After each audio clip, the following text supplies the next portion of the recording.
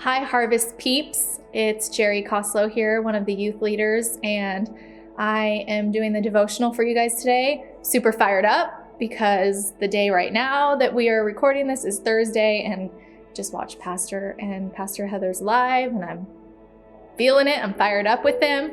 But anyways, we're here, and I'm going to take a slight right from David, which everyone has been speaking about, which has been so amazing. If you haven't watched the devotional videos from past, I just encourage you to go back and do that. They've all been amazing and so many great insights from everyone. And we're just blessed to have so many amazing people in our church. And I miss you all. And I can't wait until we can meet again in person. But anyways, today I'm going to be speaking to you guys about the power of the tongue. And I'm going to be reading from James. So we're going to be in James 3, and we're going to be focusing on that is a chapter. We're going to be focusing on verse 3, 4, and 5. I'm going to read it really quick. So it says, "We can make a large horse go wherever we want by means of a small bit in its mouth.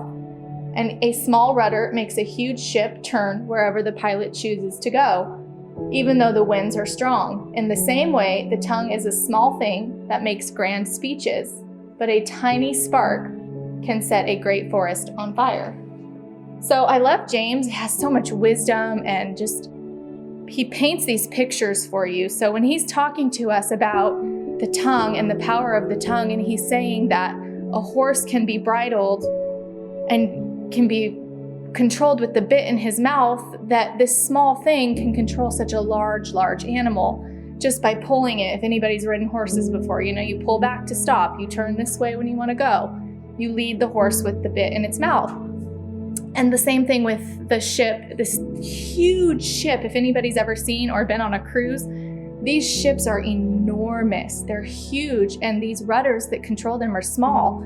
I remember being on the deck of a cruise ship and being at the dock and wondering how we're going to get out. Like, how are they going to get this big ship out of the way? It's controlled by such a small rudder, but they just push you right to the side, and out you go, out into the bay and into the ocean. And the same thing goes for our tongue. It's such a tiny part of us, but it has such a huge effect. And so many people have a hard time controlling it.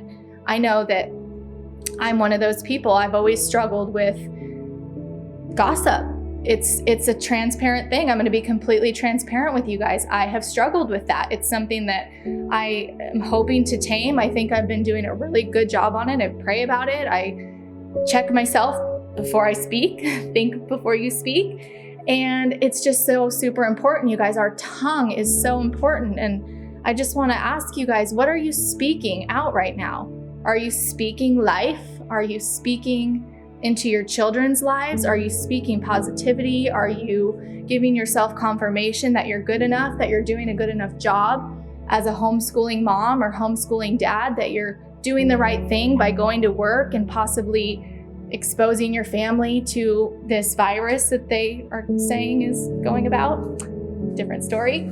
Are you speaking death? Are you so caught up in the crazy with this that you're going down the rabbit hole with everybody else? Or are you speaking life? Like, I know so many parents and moms especially that are speaking and showing that they have to drink wine just to get through the day.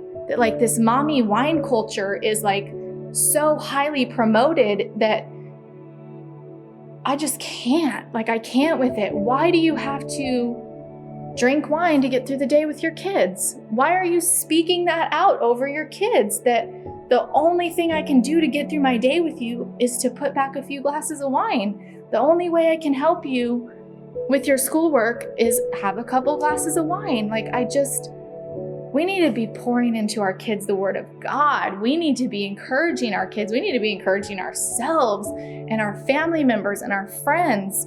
That's what we need to be doing. Trust me when I tell you that there are raised voices when I'm trying to homeschool my kids. It's a battle, but I'm not telling them that I need a glass of wine to help them get it through. So you guys, instead of turning to some sort of substance or something like that to try to get you through, turn to the Word of God, pray. I know I pray when I need to like really have some patience, and my boys know too, like, oh man, mom needs a minute right now, because I literally just stop what I'm doing and I'll pray because I need that help. So, and I want to just kind of move on right here. In the beginning of chapter 3, James tells us that some of us shouldn't be teachers. And I know all of us are teachers right now because all our kids are home, but in a ministry sense, some of us shouldn't be teachers, he's telling us. And why is he telling us that? It's because so many of us have a problem with our tongue and the things that we say and the gossip that we have and the things that we talk about and all of that stuff. It's like, the ebb and flow of the gossip and all of that. And he's telling us that some of us shouldn't be teachers. But right now, my title here at Harvest is a youth leader.